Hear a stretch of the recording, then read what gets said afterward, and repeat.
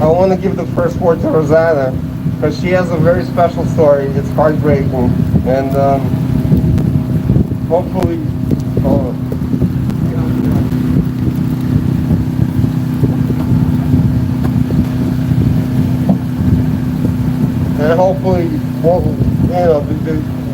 with our meeting here today, we're gonna get some changes done.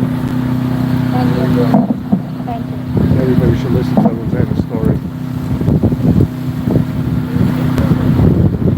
Being a residential small landlord, unlike many others here, makes my story challenges somewhat unique. In early summer of 2020, I expressed to my tenant that I no longer wish to rent out the apartment space in my residential home and that she would plan on moving within 90 days. My health was declining and I wanted and needed the space so that I could accept the help of my family and friends. I also explained that I had finally obtained permits to complete major repairs and renovations that would eliminate the apartment completely from the home. The tenant had previously been made aware during many discussions of the necessary renovations to accommodate my ever-changing needs. However, when the time came, the tenant was angered and accused me of throwing her on the street, and she refused to leave, and so began the official eviction process and all of the ugliness that came along with it. For 2.5 years before all of this began, having respect and courtesy for the tenant, I cleaned her car after every snowstorm. I even warmed it for her on occasion. I got her groceries when she was unable, cared for her bird when she vacationed, and provided masks when there were none to be had. Fixed her computer several times, and even applied prescription ointment to her back when she was in pain and there was no one else around to do it. And still, even after I had her eviction papers served and the relationship was strained, she called me in need of an ambulance. I not only called one, but I wrote a list of her medications for the medic to take with them. And in that same 90-day period, I helped her with virtual doctor appointments and rescheduling them, and even responded to her requests, offering to take her to look at apartments, emailing her comparable rental links, and offering to pay for movers and first month's rent. No, I'm not a saint, and I don't claim to be. I have a right to my emotions too, however, and I do get angry. The tenant barely followed up with anything that was provided to her, and her efforts were mediocre at best, because she knew, and she even stated, that she was in no hurry because she didn't have to be. Yes, there is a moratorium, but what I cannot understand is how all evictions just seem to have been lumped together. The articles of the initial moratorium did suspend all evictions for 90 days, but since then, the updated articles clearly state that the moratorium is in effect for non-payment cases due to COVID hardship.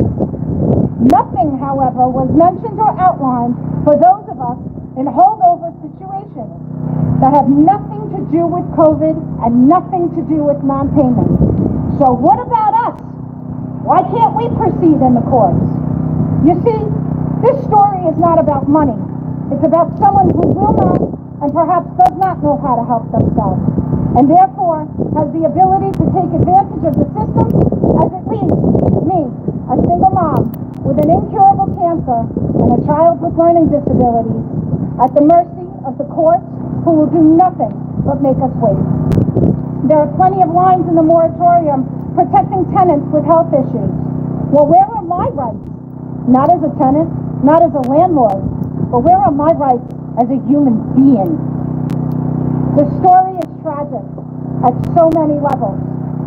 Why is there not a social services caseworker to help with her finding a place?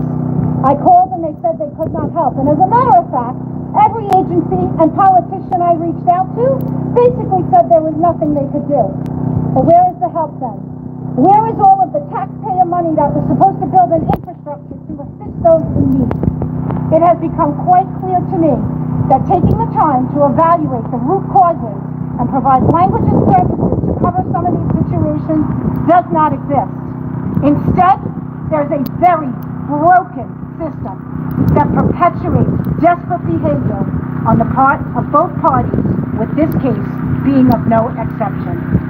She smokes incessantly, deliberately, and spitefully in my home, making me violently ill when there is no smoking allowed, and she herself is on a breathing machine. But I am told I cannot say anything. She has carried herself in a manner that has put all of our lives at risk on multiple occasions, and yet again, I am told I cannot say anything. I am tired of being silent.